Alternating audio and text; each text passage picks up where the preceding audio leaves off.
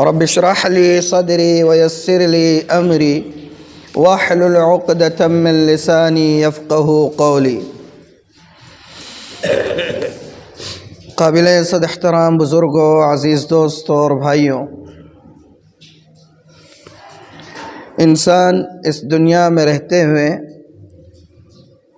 جس بھلے کام کی بنیاد رکھتا ہے یا جس بھلے کام کو انسان جاری کرتا ہے، اس بھلے کام کا، اس اچھے عمل کا اور اس نیک کام کا اس کو اس کی موت کے بعد بھی اجر ملتا رہتا ہے۔ اور حدیث میں آگے اس بات کی وضاحت کی گئی ہے کہ انسان کے قائم کردہ کسی اچھے کام پر اس انسان کی وفات کے بعد جتنے لوگ بھی کام کرتے رہیں گے، ان تمام کے اجر میں سے اس شخص کو بھی حصہ ملتا رہے گا۔ بعد میں مثال کے طور پر یہ مسجد بنی ہے، صبح قیامت تک جتنے لوگ اس مسجد میں نماز پڑھتے رہیں گے، تلاوت کرتے رہیں گے، ذکر و اذکار کرتے رہیں گے، اللہ اور اس کے رسول کے دین کی بات کرتے رہیں گے، یقیناً ان تمام نیکیوں کا اجر اس بندے کو ملتا رہے گا۔ اور یہ وضاحت بھی کر دی گئی کہ بعد والے جتنے لوگ ہیں جو عمل کرتے رہیں گے اور اس کا اجر جو اس شخص کو مل رہا ہے، تو ان لوگوں کے اجر سے کوئی کمی یا کٹوتی نہیں کی جائے گی کہ اس شخص کو اجر دینا ہے تو اس کا اتنا حصہ کٹ کر دیا جائے اور اس کو دیا جائے، ایسا نہیں، بلکہ مکمل اجر عمل کرنے والے کو بھی ملتا رہے گا اور اسی کے بقدر مکمل اجر اس کام کو جاری کرنے والے کو بھی صبح قیامت تک ملتا رہے گا۔ یہ حدیث کے اندر اللہ کے رسول نے فرمایا ہے۔ تو ان لوگوں کے لیے جو ہماری اس مسجد کی تعمیر میں حصہ لے رہے ہیں یا حصہ لیا ہے جنہوں نے، چاہے وہ 1 روپے کا ہی حصہ کیوں نہ ہو، لاکھوں روپیہ ضروری نہیں ہے، اس مسجد کی تجدید کے کام کے سلسلے میں جن لوگوں نے بھی حصہ لیا ہے وہ بڑے سعادت مند ہے، ان کے لیے بڑی سعادت کی اور خوش نصیبی کی بات ہے کہ اللہ تعالیٰ نے ان کو اس کام کے لیے قبول کیا، ایک ایسے کام کے لیے کہ جس کام کا اجر ان کے مرنے کے بعد قیامت کی صبح تک ان کو انشاءاللہ ملتا رہے گا۔ تو یہ بڑی سعادت اور خوش بختی کی بات ہے ان کے لیے۔ آپ غور کیجئے کہ اس دنیا میں جو بھی انسان آتا ہے وہ انسان رہنے نہیں آیا ہے، انسان اس دنیا میں آتا ہے اور آ کر پھر چلا جاتا ہے۔ انسان اس دنیا میں آتا ہے اور آ کر چلا جاتا ہے، اور آتا بھی ہے انسان تو خالی ہاتھ آتا ہے، اور دنیا سے رخصت ہوتا ہے تو خالی ہاتھ رخصت ہوتا ہے۔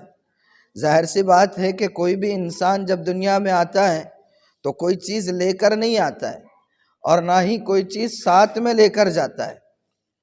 آپ نے نام سنا ہوگا سکندر اعظم کا۔ سکندر اعظم بہت بڑا فرما رواں تھا، بہت بڑا بادشاہ تھا۔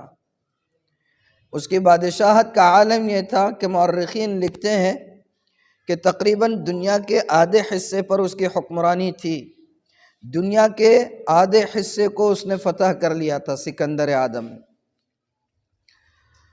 اور جب اس کی موت آئی ہے، بہت کم عمری میں اس کو موت آئی ہے، بہت زیادہ عمر نہیں ہوئی تھی اس کی، کم عمری میں اس نے تقریباً آدھی دنیا کو فتح کر لیا تھا۔ مرنے کے بعد بھی اس کے نام اعمال میں پہنچتا رہتا ہے، ورنہ تو سب کچھ ختم ہو جاتا ہے۔ حدیث میں بھی ہے کہ اذا مات الانسان انقطع عنہ عملہ الا بثلاثہ، کہ انسان جب مر جاتا ہے تو اس کے عمل کا سلسلہ منقطع ہو جاتا ہے۔ کوئی بھی انسان جب مر جاتا ہے تو عمل کا سلسلہ منقطع ہو جاتا ہے۔ تو حدیث میں اللہ کے رسول نے فرمایا کہ اذا مات الانسان انقطع عنہ عملہ الا بثلاثہ، انسان جب مر جاتا ہے تو اس کے اعمال کا سلسلہ منقطع ہو جاتا ہے ہاں 3 باتیں اللہ کے رسول نے فرمائیں کہ 3 باتیں ایسی ہیں جن کے ذریعے سے انسان کے مرنے کے بعد بھی اس کے اعمال کا سلسلہ جاری رہتا ہے، انسان کے مرنے کے بعد بھی اس کے اجر کا سلسلہ جاری رہتا ہے، اس کے نام اعمال میں اجر پہنچتا رہتا ہے۔ کون سی بات ہے؟ آپ نے فرمایا پہلی بات تو صدقۃ جاریہ، کوئی ایسا کام کر جائے جو صدقہ جاریہ کا ہو، جیسے مسجد بنا دی، مدرسہ بنا دیا، کنواں کھود دیا، کوئی سرائے بنا دی۔ پہلے زمانے میں سرائے ہوا کرتی تھی، لوگ جو ہے سفر کیا کرتے تھے جنگلوں سے، صحراؤں سے، ریگستان سے، اور دور دور تک کوئی عمارت کا نام نہیں ہوتا تھا، درخت کا نام نہیں ہوتا تھا، تو کچھ لوگ اللہ کے بندے ہوتے تھے کہ درمیان میں کچھ فاصلوں سے سرائے بنا دیا کرتے تھے، جو ایک مکان ہوتا، گھر ہوتا، اس میں مطبخ کا نظم ہوتا، کچن کا نظم ہوتا، اور ساری سہولتیں ہوتی، مسافر آتے، اگر قیام کی ضرورت ہوتی وہاں قیام کرتے اور پھر اگلے دن آگے بڑھ جاتے۔ تو کسی نے کوئی سرائے کا نظم کر دیا، کوئی یتیم خانہ کھول دیا، ایسے جو کام ہے، کوئی قرآن کریم دے دیا کہیں پر اور اس کو لوگ پڑھتے رہے تو جب تک پڑھتے رہیں گے اس کا اجر اس کو ملتا رہے گا۔ تو اللہ کے رسول نے فرمایا پہلی بات کہ انسان کے مرنے کے بعد بھی اس کے اجر کا سلسلہ جاری رہے، اس میں پہلی بات ہے کہ کسی صدقہ جاریہ کا کام کر دیا، کوئی کنواں کھود دیا، کوئی نہر کھود دی۔ یہ کام ایسے ہیں کہ جب تک یہ باقی رہیں گے اس کا اجر انسان کو ملتا ہے۔ ایک خاتون تھی پرانے زمانے میں، بہت مشہور بھی ہے خاتون، اور خواتین نے ماضی میں بھی اور آج بھی خواتین اللہ کی راہ میں خرچ کرنے کے سلسلے میں دیکھا گیا ہے کہ جذبے کے اعتبار سے مردوں سے بہت آگے ہوتی ہے۔ یہ اور بات ہے کہ ان کے اختیار میں اتنا مال نہیں ہوتا ہے کہ خرچ کر سکے، لیکن ان کا جذبہ زیادہ ہوتا ہے، اور جہاں خواتین کے پاس مال ہوتا ہے تو وہ خرچ کرنے سے دریغ نہیں کرتی ہے۔ تو ایک خاتون تھی زبیدہ، جو خلیفہ ہارون الرشید کی بیوی تھی، اس نے ایک نہر کھودا تھا، اس پر نظر بھی نہیں ڈالی زبیدہ نے، اور زبیدہ نے ایک بہت پیارا جملہ کہا، آب زر سے لکھے جانے کے قابل۔ اس نے کہا ترکنا الحساب لیوم الحساب، سبحان اللہ۔ اس نے کہا کہ اس حساب و کتاب کو ہم نے حساب و کتاب والے دن کے لیے چھوڑ دیا ہے، اس حساب و کتاب کو ہم نے ترکنا الحساب الی یوم الحساب، اس حساب و کتاب کو ہم نے حساب و کتاب والے دن کے لیے چھوڑ دیا ہے۔ مطلب یہ ہے کہ یہ کام ہم نے حساب و کتاب دیکھنے کے لیے یا دکھانے کے لیے نہیں کیا تھا، اس کام کو تو ہم نے اللہ کے لیے کیا تھا، اور اللہ اس کا اجر ہم کو ضرور عطا کرے گا۔ تو انسان کے مرنے کے بعد اس کے اجر کا سلسلہ جاری رہتا ہے ایسے کام کرنے سے جو اس کے مرنے کے بعد بھی جس کے اوپر کچھ کام ہوتا رہے۔ اسی طرح دوسری بات، یہ تو ایک بات تھی، دوسری بات اللہ کے رسول صلی اللہ علیہ وسلم نے فرمائی کہ کسی کو کچھ پڑھا دے انسان، کوئی علم سکھا دے۔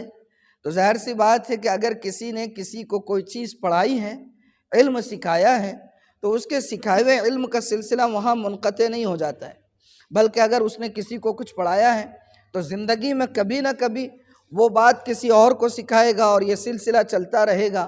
تو جب تک اس علم کی روشنی زندہ رہے گی تب تک اس شخص کے نام اعمال میں اس کا اجر پہنچتا رہے گا۔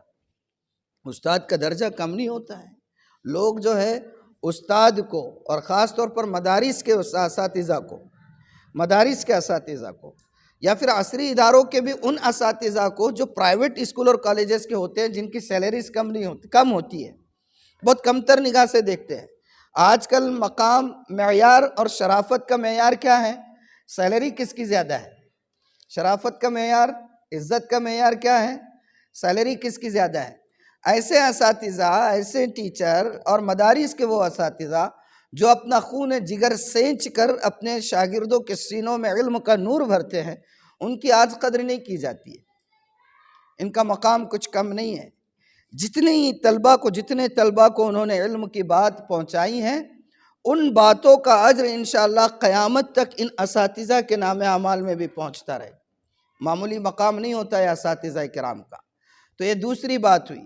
پہلی بات یہ کہ کوئی صدقے جاریہ کر دیں، دوسری بات یہ ہے کہ کسی کو کوئی چیز سکھا دی، اور تیسری چیز جو اللہ کے رسول صلی اللہ علیہ وسلم نے فرمائی کہ انسان کے مرنے کے بعد بھی اس کے نام اعمال میں اجر کا سلسلہ جو جاری رہتا ہے، آپ نے فرمایا او ولد صالح یدعو لہ، ایسی نیک اولاد انسان چھوڑ جائے کہ اس کے مرنے کے بعد بھی اس کے لیے ایصال ثواب کا نظم کرتا رہے، اس کے لیے دعائیں کرتا رہے، کوئی چیریٹی کا کام کرتا رہے، والدین کی خدمت میں اجر پہنچاتا رہے، کوئی صدقہ جاریہ کا کام کریں، والدین کی خدمت میں اس کا اجر پہنچاتا رہے۔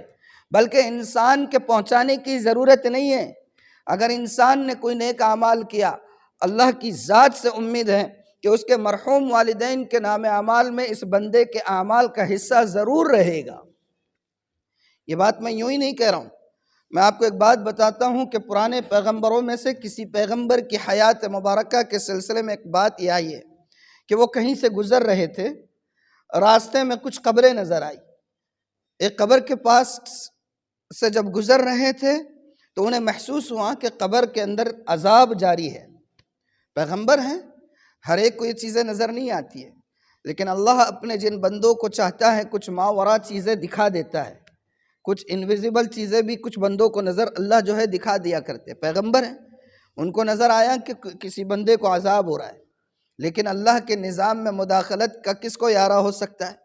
پیغمبر بھی ہو تو مشاہدہ تو کر سکتے ہیں، حالات کو تبدیل نہیں کر سکتے اللہ کی مرضی کے بغیر۔ پیغمبر بھی ہو، الفاظ پر غور کریں، پیغمبر بھی ہو تو حالات کا مشاہدہ ضرور کر سکتے ہیں، لیکن حالات کو تبدیل نہیں کر سکتے اللہ کی مرضی کے بغیر۔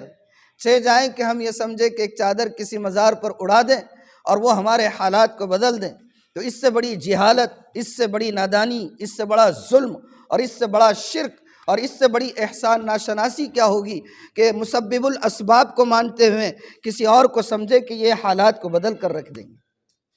تو پیغمبر تھے، حالات کا مشاہدہ ہوا، آگے بڑھ گئے، چلے گئے، کچھ عرصے کے بعد وہاں سے واپس ہو رہے، واپسی ہوئی تو وہیں سے گزر ہوا، تو اسی قبر کے پاس سے اتفاق سے گزر ہوا تو دیکھا کہ اب عذاب نہیں ہو رہا ہے، اب عذاب نہیں ہو رہا ہے۔ پیغمبر تھے، اللہ سے دریافت کیا کہ باری تعالیٰ میں یہاں سے گزر رہا تھا، اس قبر کے بندے کو عذاب ہو رہا تھا، اور اب میں یہاں سے آ رہا ہوں واپس تو دیکھتا ہوں کہ عذاب نہیں ہو رہا ہے۔ اب تو بندہ قبر میں ہے، جب میں گیا تھا تب بھی قبر میں تھا، عمل کا تو اس کو کوئی موقع نہیں ملا، تو ایسی کیا بات ہو گئی کہ اس کے عذاب کو آپ نے دور ہٹا دیا؟ تو ان پیغمبر پر یہ بات وحی کی گئی کہ بات یہ ہے کہ یہ بندہ جب مرا تھا اس وقت اس کی بیوی وہ پریگننٹ تھی، حاملہ تھی، اس کا بچہ پیدا ہوا، اور اس دوران جب آپ گئے اس وقت تک وہ بچہ چھوٹا ہی تھا، شیرخوار تھا۔ اب جب آپ واپس آئے اور آپ دیکھ رہے ہیں کہ عذاب نہیں ہو رہا ہے، تو اس کی وجہ یہ ہے کہ اب وہ بچہ اتنا بڑا ہو گیا ہے کہ اس کی ماں نے اس کو مکتب میں لے جا کر شریک کرا دیا ہے، اور استاد نے اس کو پڑھایا ہے بسم اللہ الرحمن الرحیم۔ یہیں سے تو ابتدا کی جاتی ہے نا، مکتب میں اگر آپ بچے کو ڈالتے ہیں تو ابتدا کہاں سے ہوتی ہے؟ اس کو پڑھایا جاتا ہے کہو بسم اللہ الرحمن الرحیم، شروع کرتا ہوں اللہ کے نام سے جو بے حد مہربان نہایت رحم کرنے والا ہے۔ اللہ نے کہا کہ سن لو، اس بندے کے بچے نے زمین پر رہتے ہوئے پڑھنا شروع کیا کہ میں پڑھتا ہوں میرے اس اللہ کے نام سے جو بے حد مہربان ہے اور نہایت رحم کرنے والا ہے۔ اس کا بیٹا تو یہ کہے کہ میں میرے نام سے پڑھتا ہے اور یہ کہتا ہے کہ میں بے حد مہربان ہوں، بہت رحم کرنے والا ہوں، بیٹا یہ کہے کہ میں مہربان، میں رحم کرنے والا، تو مجھے حیا آئی کہ میں اس کے باپ کو قبر میں عذاب دوں۔ تو بچے نے تو پہنچایا نہیں، بچے کے ذریعے سے ایک نیک عمل ہوا، مرحوم والدین کا عذاب قبر بھی ٹل گیا۔ تو ایک عمل جس کے ذریعے سے انسان کے اعمال کا نہیں بلکہ اس کے اجر کا سلسلہ مرنے کے بعد بھی جاری رہتا ہے، وہ ہے نیک اولاد۔ اس لیے اولاد کی تربیت اچھی کرنی چاہیے۔ تھوڑا سا موضوع سے ہٹ بھی جا رہا ہوں، مگر اولاد کی تربیت اچھی کرنی چاہیے، بہت ضروری ہے۔ اولاد اگر نیک ہے، آپ نے اس کی تربیت اچھی کی، تو یقین مانیے کہ یہ اولاد اللہ کی بہت بڑی نعمت ہے۔ اور اگر اولاد نافرمان ہے، گنہگار ہیں، یا آپ نے اس کی تربیت صحیح نہیں کی ہے، تو وہ اولاد ہاتھ کی چھٹی انگلی کی طرح ہوتی ہے۔ کس کی طرح ہوتی ہے؟ کسی کو 6 انگلی نکل آتی ہے، چھٹی انگلی۔ وہ چھٹی انگلی کیسی ہوتی ہے؟ وہ دوہری مصیبت ہوتی ہے، اس کو نہ کاٹا جا سکتا ہے اور نہ اس کی وجہ سے کوئی خوبصورتی میں دم آتا ہے، مجبوراً جھیلنا پڑتا ہے۔ اولاد کی تربیت اگر کی آپ نے تو وہ بہت بڑی نعمت ہے، اور اگر نہیں کی اور اولاد نافرمان ہو تو وہ ہاتھ کی چھٹی انگلی کی طرح ہوتی ہے کہ نہ اس کو کاٹا جا سکتا ہے اور نہ اس کے ذریعے سے حسن کے اندر کمال پیدا ہو سکتا ہے۔ اولاد کی تربیت ہونی چاہیے۔ آج بڑا یہ ہے، میں تو یہ کہوں کہ زیر زمین جو دنیا ہے وہاں پر کچھ لوگوں پر فخر کرتے ہیں۔ یہ نیک اولاد جو ماں باپ کے لیے ایصال ثواب کرتے ہیں، تو وہ مردے جن کی اولادیں نافرمان ہوتی ہیں اور والدین کو کبھی یاد نہیں کرتے، کوئی صدقے جاریہ کا نظام نہیں بناتے، کوئی اجر ماں باپ کے کھاتے میں نہیں پہنچاتے ہیں، ویسے ماں باپ، ان ماں باپ کو جن کے لیے ایصال ثواب کا نظم ہوتا رہتا ہے، بڑے حسرت کے ساتھ کہتے ہیں کہ تم بڑے خوش نصیب ہو کہ تم نے ایسی اولاد چھوڑا ہے جو تمہارے مرنے کے بعد بھی تم کو یاد رکھتی ہے، تمہارے لیے تحفے بھیجتے ہیں۔ یہ سارے اعمال کا اجر ان کی خدمت میں تحفوں کی شکل میں پیش کیا جاتا ہے۔ وہ کہتے ہیں تم بڑے خوش نصیب ہو کہ ایسی اولاد چھوڑ کر گئے کہ تمہارے لیے وہ برابر جو ہے نظم کرتے رہتے ہیں اجر کا۔ کاش ہم نے بھی ہماری اولاد کی ایسی تربیت کی ہوتی اور وہ بھی ہمارے لیے کوئی ایسا کام کرتے کہ جس کے ذریعے سے ہمارے نامہ اعمال میں اجر کا سلسلہ جاری رہتا۔ تو بہت بڑی بات ہے، اولاد کی تربیت کرنی چاہیے۔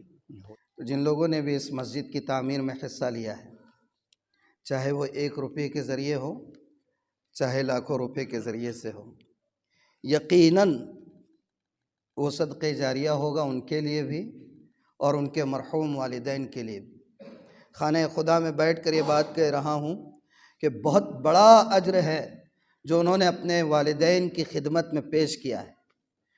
اللہ خوش نصیب ہے وہ ماں باپ، خوش نصیب ہے وہ مرحومین جن کی ایسی اولادیں ہیں کہ جن کی اولادوں نے ان کے مرنے کے بعد بھی ان کے لیے اجر کے دروازے کھول دیے۔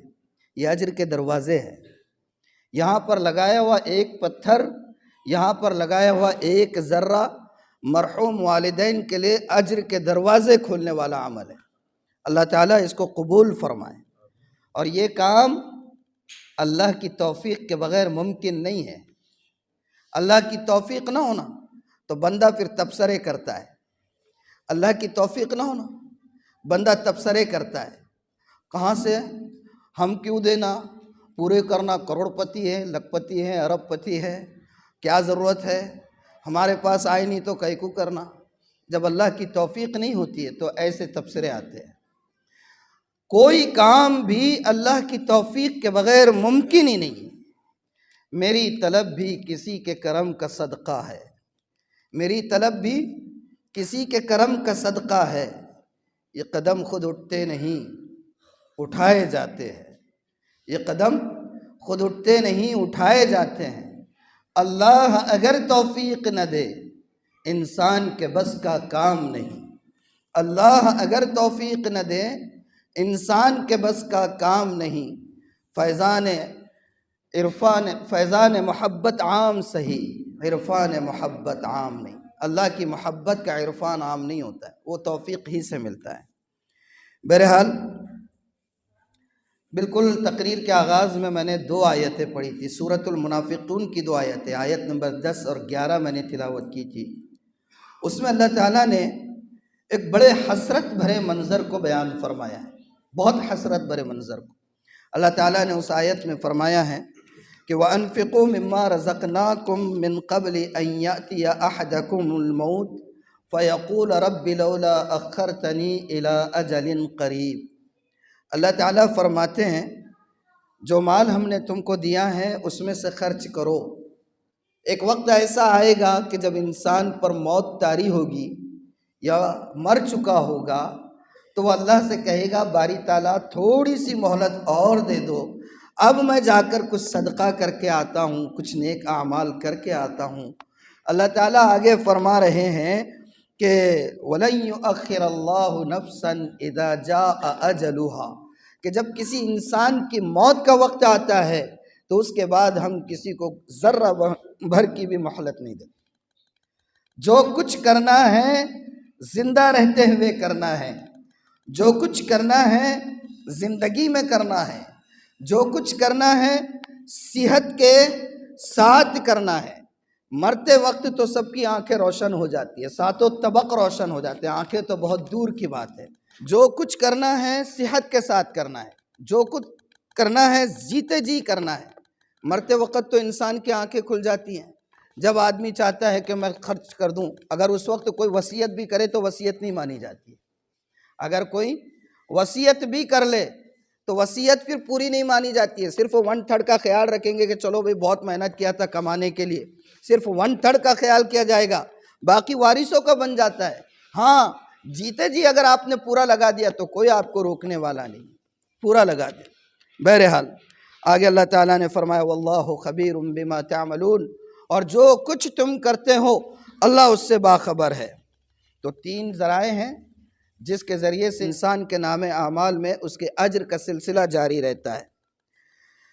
اب دیکھیں آپ، یہ ایک کام ہے، میں نے اس موضوع پر گزشتہ جمعہ بھی بات کی تھی، اور مجھے امید تھی اور ہے کہ انشاءاللہ یہ کام صرف چند افراد تک محدود نہیں رہے گا۔ ہم میں سے کوئی ایک بھی ایسا نہیں ہونا چاہیے جو اس کام کے اندر یا اس کام کو اپنے لیے اور اپنے والدین کے لیے ہمیشہ کے لیے صدقہ جاریہ بنانے سے محروم رہے۔ اور اس کے لیے ضروری نہیں ہے کہ ہم لاکھوں روپیہ لگائیں، اپنی استطاعت بھر جتنا ہو سکتا ہے اس کو کرنا چاہیے۔ جو لوگ لگا رہے وہ بڑے خوش نصیب ہے، سعادت مند ہے۔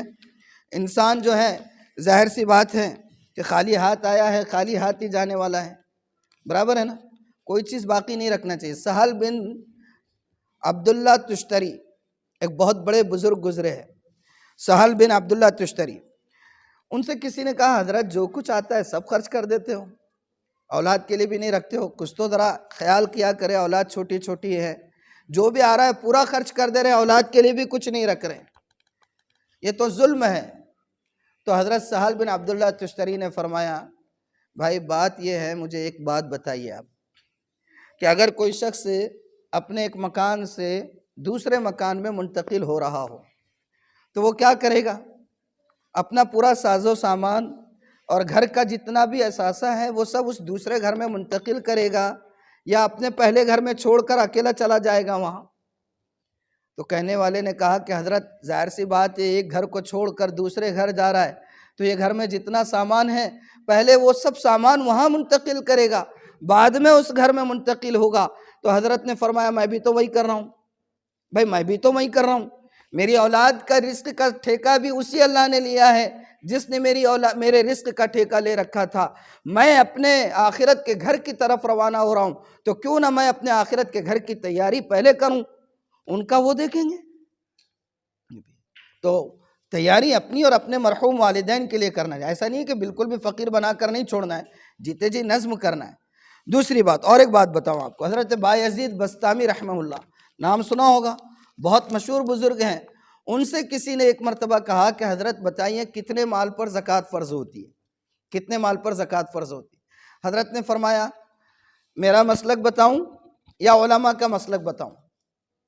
پوچھنے والا بھی بڑا ذہین تھا، اس نے سوچا ہوگا کہ حضرت کا کون سا نیا مسلک ہے، وہی مسلک ہوگا جب سب کا ہوگا، تو وہ بھی بڑا ذرا ہوشیار تھا، غنی پورے کا ہوگا۔ تو اس نے کہا حضرت دونوں مسلک بتا دو۔ کیا بولا اس نے؟ غنی پورے، دونوں مسلک بتا دیجیے۔ تو حضرت نے کہا ٹھیک ہے بیٹا، علماء کا مسلک تو یہ ہے کہ اتنا اتنا مال جمع ہو جائے اور اس پر سال گزر جائے تو اتنا پرسنٹیج اس کو زکوٰۃ میں دینا ہوگا، یہ علماء کا مسلک ہے۔ اب سنو میرا مسلک، میرا مسلک یہ ہے کہ اتنا مال جمع ہونا ہی نہیں چاہیے کہ جس کے اوپر زکوٰۃ فرض ہو جائے۔ کیا فرمایا حضرت بایزید بسطامی نے؟ میرا مسلک یہ ہے کہ اتنا مال کبھی جمع ہونا ہی نہیں چاہیے کہ کبھی اس مال پر زکوٰۃ فرض ہو سکے۔ آپ نے حضرت عمر ابن عبدالعزیز کا نام سنا ہے؟ حضرت عمر ابن عبدالعزیز خلافت سے پہلے کا دور شاہانہ دور تھا، لیکن آپ کو بتاؤں کہ جب حضرت خلیفہ بنے ہیں تو جس وقت آپ خلیفہ بنے ہیں، یعنی میں کوئی ان اوتھینٹک بات نہیں بتا رہا ہوں، بالکل مستند ترین بات بتا رہا ہوں کہ حضرت جب خلیفہ بنے ہیں تو تقریباً دنیا کے نصف حصے پر ان کی خلافت کا دائرہ تھا، دنیا کے نصف حصے پر، لیکن جتنے سال خلیفہ رہے ان کی تاریخ میں اور سیرت میں یہ بات لکھی ہے کہ کوئی ایک سال بھی ایسا نہیں آیا کہ حضرت کے اوپر زکوٰۃ فرض ہوئی ہو۔ خلیفہ بننے کے بعد، خلیفہ بننے سے پہلے شاہانہ زندگی تھی، پرنس تھے، شہزادے تھے۔ خلافت کے بعد کوئی ایک سال بھی موت تک ایسا نہیں آیا کہ حضرت پر زکوٰۃ فرض ہوئی ہو۔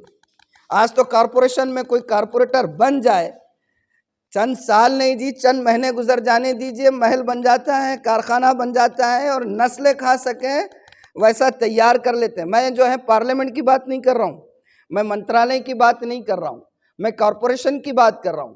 کارپوریشن میں پہنچ جاتا ہے انسان تو نسلوں کو جو ہے زندہ کر جاتا ہے۔ حضرت خلیفہ رہے، کوئی ایک سال ایسا نہیں آیا کہ زکوٰۃ فرض ہونا تو دور کی بات ہے۔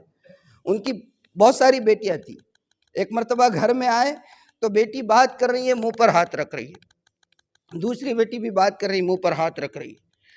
حضرت نے کہا بیٹیوں کیا بات ہے، مجھ سے بات کر رہی ہیں اور منہ پر ہاتھ رکھ رہی ہوں؟